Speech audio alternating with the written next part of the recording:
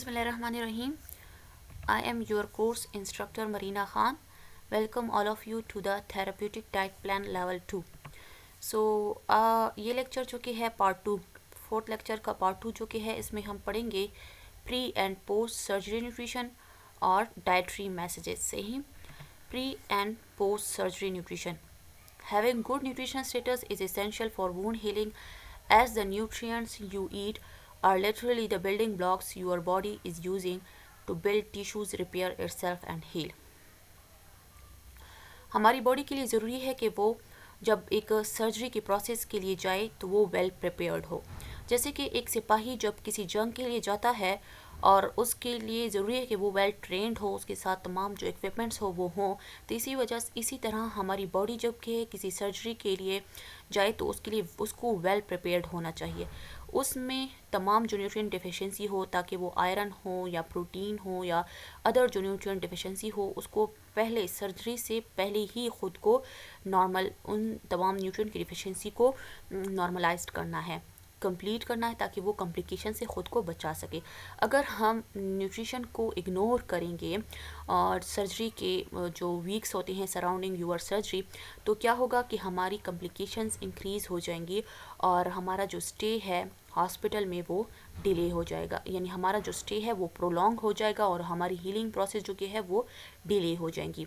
Taking time to develop a nutrition strategy prior to your surgery sets your body up for the best possible environment to support rapid healing. ठीक, इसके बाद हमारे पास आता है जो nutrients हमारे पास ज़रूरी हैं. ग्लूकोज बहुत ज़्यादा ज़रूरी है for the energy.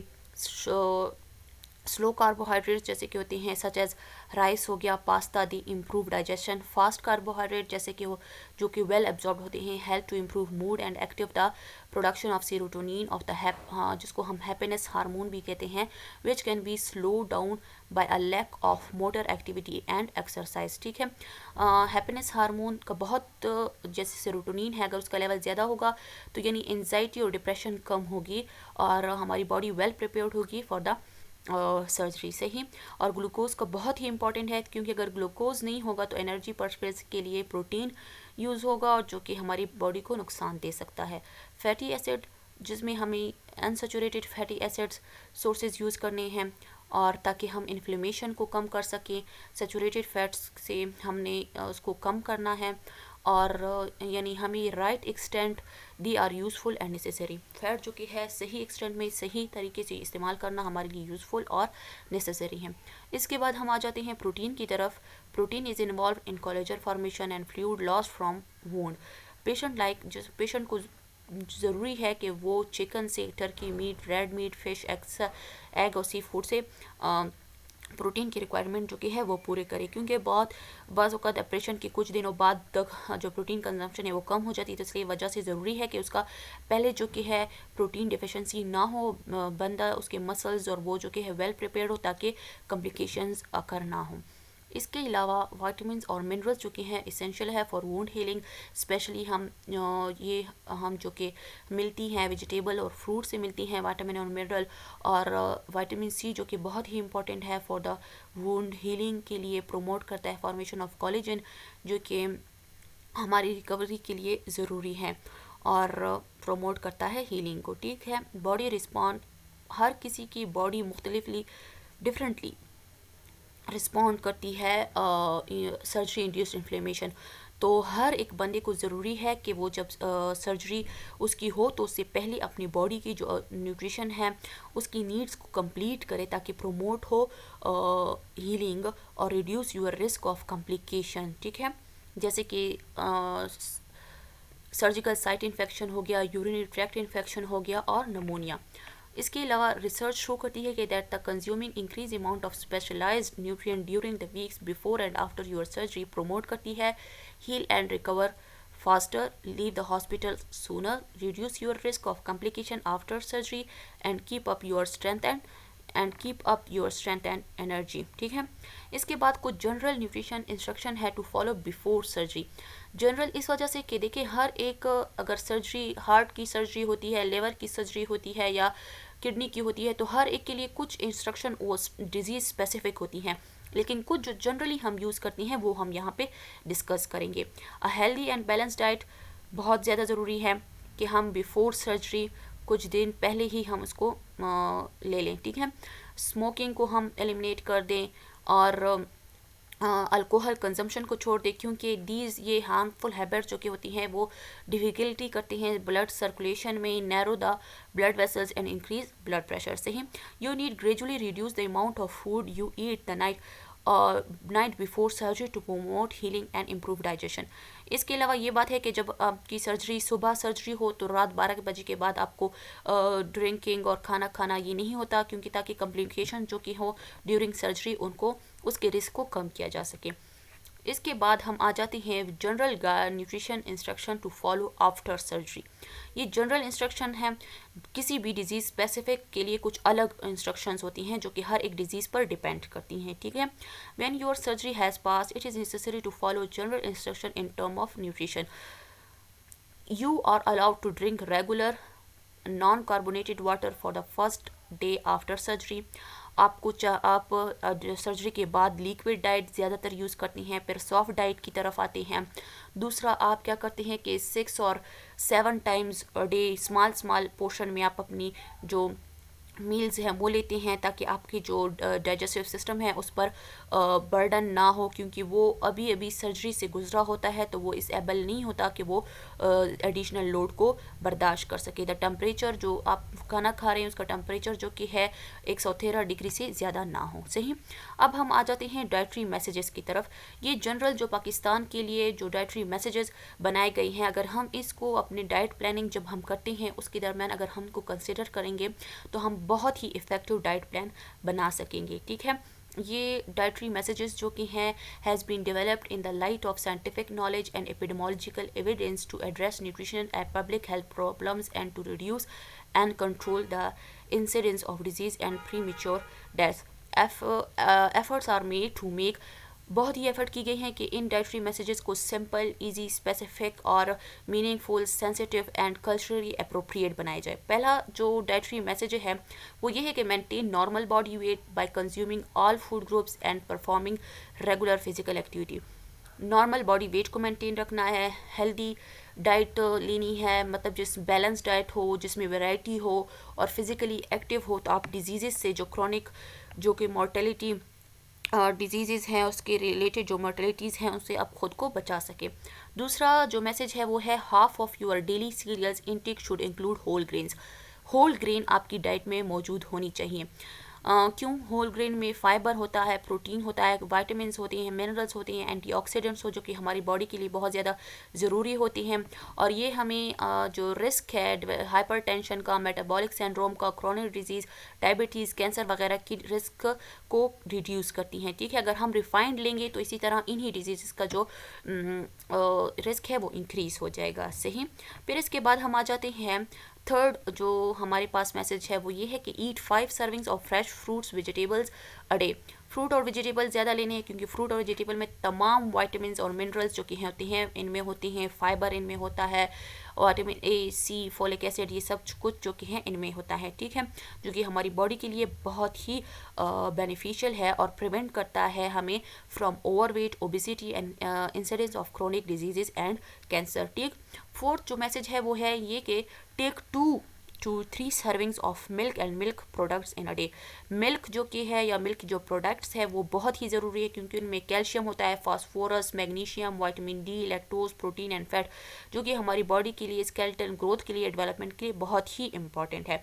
So inadequate consumption of dairy product and lack of exposure to sunlight leads to rickets, osteomalacia and osteoporosis later in life, ठीक। इसके बाद हमारे पास फिफ्थ मैसेज जो कि है consume meat and meat product, fish and eggs in moderation. Moderation में हमने इन चीज़ों को यूज़ करना है, क्योंकि इनमें जो कि है हमारे पास iron, zinc, vitamin A, vitamin B12 और ये तमाम जो कंपोनेंट्स होती हैं जो कि हमारी बॉडी के लिए, हार्मोन, एंजाइम वगैरह के लिए बहुत ही ज़्यादा ज़रूरी होती हैं। प्रेफर किया गया है नॉन लीन मीट पर प्रेफर किया गया है लीन मीट को। लीन मीट जो कि है वो यूज़ करना चाहिए। 2 to 3 servings of meat and meat products, chicken जैसे हो गया, फ़िश हो गया, एग हो गया, ये रिकमेंडेड है ताकि हमारी प्रोटीन की जो रिक्वायरमेंट है वो फुलफिल हो सके, ठीक। सिक्स जो मैसेज है वो ये है, encourage consumption of pulses to attain healthy growth. Pulses जो कि है उसमें प्रोटीन होता है, और वो लोग जो कि या तो वेजिटेरियन है या वो लोग जो अफोर्ड नहीं कर सकते प्रोटीन को, या थेरेप्यूटिक डाइट्स होती हैं या जो हमारी पास प्रिवेंटिव डाइट्स होती हैं, उनमें हम फिर पल्सेस को ऐड कर लेते हैं और प्रोटीन की रिक्वायरमेंट को पूरा करने के लिए। और जैसे कि वो डिज़ीज़ नॉन कम्युनिकेबल डिजीज़ से ये लोअर जाकर, अगर हम चाहें कि लोअर करें risk of non communicable disease, therefore hyperlipidaemia, heart disease, hypertension, diabetes and cancer. सही।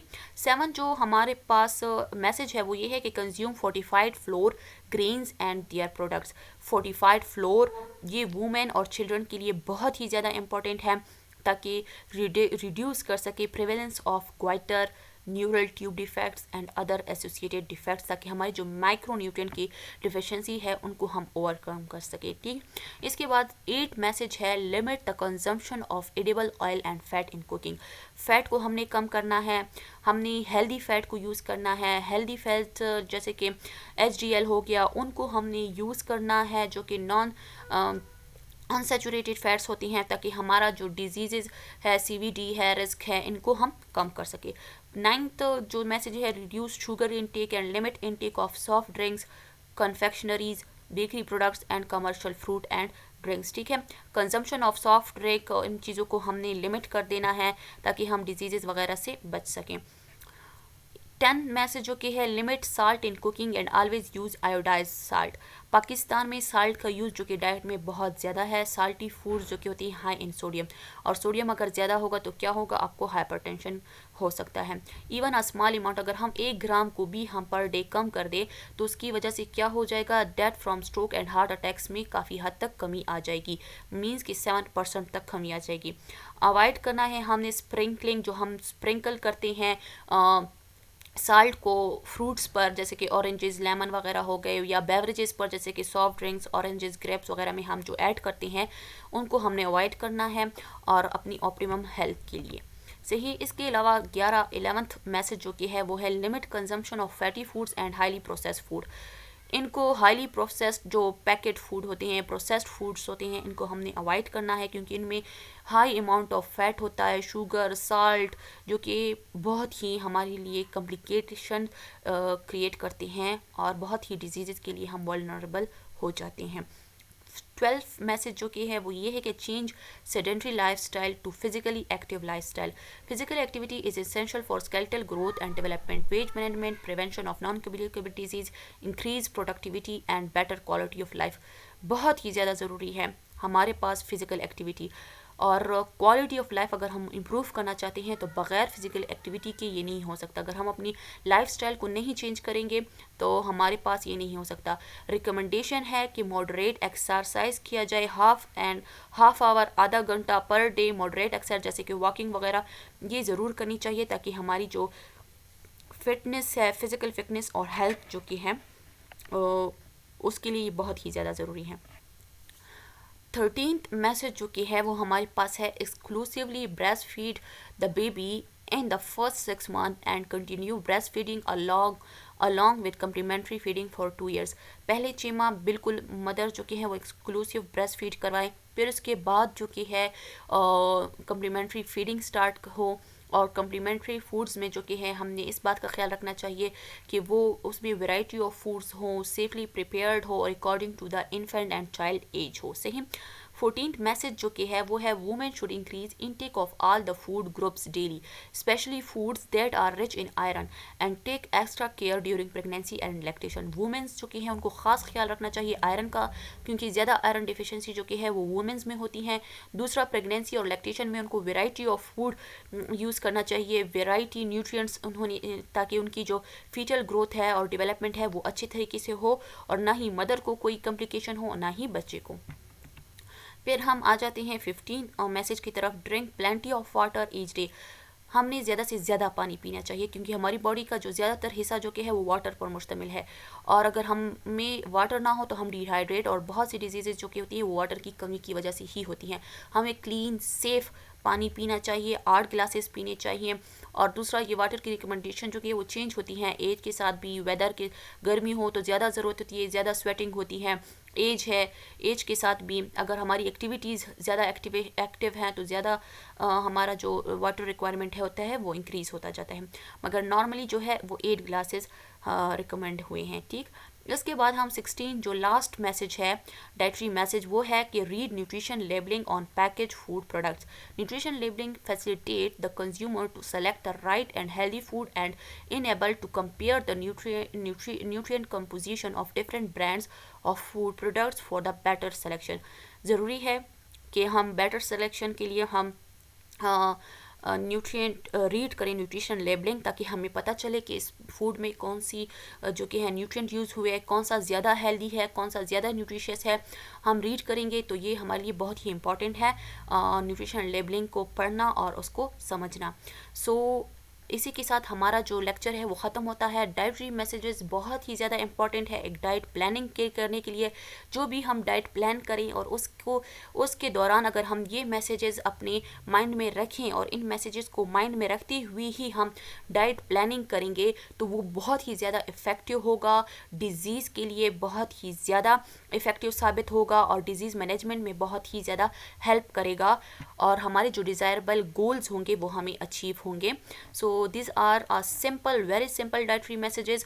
So at the end हम आ जाते हैं एक मोटिवेशनल कोट की तरफ। Great things never come from comfort Jones. अगर आप चाहते हैं कि आपको अच्छे नताइज मिले, आप अपनी ज़िंदगी में कामयाब हों, आप सक्सेसफुल हों, तो वो कंफर्ट जोन्स में नहीं हो सकता। ऐसे नहीं हो सकता कि आप अपनी जगह पे बैठे रहें, आप कोई एफ़र्ट्स ना करें, आप अपने कंफर्ट जोन से ना निकलें और आपको सक्सेस मिल जाए, ऐसा नहीं हो सकता। ग्रेट थिंग जो अजीम लोग हैं जिन्होंने अपने अजीम मकासद को हासिल किया है, तो उन्होंने हमेशा उसके लिए एफ़र्ट्स की हैं, स्ट्रगल्स की हैं। तो आज ही आप स्ट्रगल करें, अपने लिए गोल एम बनाएं और उसके लिए स्ट्रगल करें। इंशाल्लाह very soon you will be achieve that. Thank you so much for the listening. Thank you so much. Any question you will be asked anytime. Thank you so much.